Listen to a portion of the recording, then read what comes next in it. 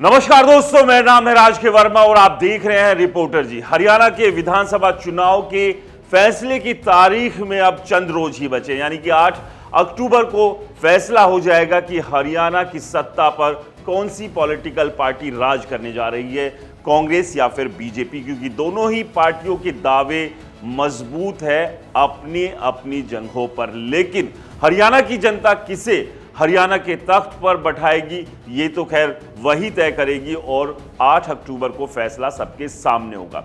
लेकिन अलग अलग विधानसभा में कौन उम्मीदवार सबसे मजबूत है और इस सब के बीच जातिगत समीकरण क्या कुछ कहते हैं और कौन बाजी मारने में कामयाब रहेगा, उसकी स्ट्रेंथ क्या है, वीकनेस क्या है, इसको लेकर भी रिपोर्टर जी लगातार अलग अलग विधानसभा का विश्लेषण कर रहा है। और आज हम बात करेंगे फिरोजपुर झिरखा की। फिरोजपुर झिरखा का किंग कौन बनेगा, कौन होगा जो फिरोजपुर झिरखा विधानसभा से विधायक बनकर चंडीगढ़ का रुख करने वाला है और यहां के वोटर, यहां की जनता किसे जिताकर अपना प्रतिनिधि बनाने वाली है। तो आपको बता दें, यहां पर जो टक्कर है वो बीजेपी और कांग्रेस के बीच में टक्कर है और ऐसे में यहां पर दो दावेदार हैं जिनके बीच ये मुकाबला है। देखना ये होगा कि इनमें से कौन जीतने में कामयाब रहता है। तो आपको बता दें, मामन खान जो कि कांग्रेस से उम्मीदवार है, उनकी टक्कर है नसीम अहमद से। नसीम अहमद बीजेपी के उम्मीदवार है फिरोजपुर झिरखा से। आपको बता दें कि पीछे नूह में जो दंगे हुए थे उसके आरोपी भी है मामन खान और उनको लेकर काफी विवाद भी खड़ा रहा था, विवाद हुआ था। लेकिन खैर अब 2024 के विधानसभा चुनाव और ऐसे में इस विधानसभा से कौन जीतने में कामयाब रहता है। मौजूदा विधायक की बात करें तो मामन खान इस सीट से मौजूदा विधायक है और दोनों के बीच कड़ा मुकाबला है।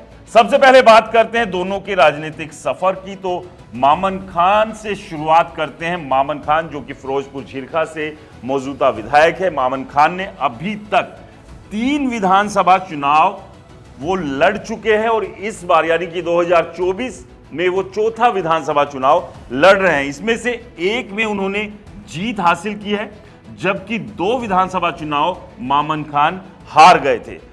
कांग्रेस की टिकट पर 2019 में मामन खान ने चुनाव लड़ा और 84,546 वोट जो है हासिल किए थे और जीतने में कामयाब रहे थे। इसके बाद बात करें 2014 की, तो 2014 के विधानसभा चुनाव में मामन खान ने निर्दलीय के तौर पर चुनाव लड़ा था, चुनाव मैदान में खड़े हुए थे और तब वोट मिले थे 37,075, लेकिन ये चुनाव वो हार गए थे। इससे पहले 2009 की बात करें तो कांग्रेस ने ही उन्हें उम्मीदवार बनाया था 2009 के विधानसभा चुनाव में और 24,630 वोट हासिल की थी, लेकिन ये चुनाव भी वो हार गए थे। यानी कि 2009 और 2014 के बैक टू बैक चुनाव मामन खान हार गए थे, लेकिन 2019 में इनकी किस्मत पलटी और ये जीतने में कामयाब रहे और अब फिरोजपुर झिरखा से ये विधायक है। अब बात करते हैं नसीम अहमद की। नसीम अहमद को बीजेपी ने अपना उम्मीदवार बनाया और नसीम अहमद की बात कर ले तो नसीम अहमद भी अभी तक 3 चुनाव विधानसभा के लड़ चुके हैं और 2024 का ये चुनाव उनका चौथा चुनाव है जो वो लड़ रहे हैं और ऐसे में इस चुनाव को वो जीतेंगे हारेंगे ये देखना होगा। लेकिन इससे पहले वो 2 चुनाव जीत चुके हैं। एक चुनाव नसीम अहमद हारे थे इस विधानसभा से। 2019 की बात करें तो बीजेपी ने अपनी टिकट पर ही इन्हें चुनाव लड़ाया था और 2024 में भी वो बीजेपी की टिकट पर ही चुनाव लड़ रहे हैं। 2019 में 47,542 वोट नसीम अहमद को मिले थे, लेकिन वो चुनाव हार गए थे। जाहिर सी बात है, मामन खान इस विधानसभा से 2019 का चुनाव जीतने में कामयाब रहे थे। इससे पहले 2014 की बात करें तो इनेलो की टिकट पर इन्होंने चुनाव लड़ा था। 40,320 वोट हासिल करते हुए ये चुनाव जीतने में कामयाब रहे थे 2014 का।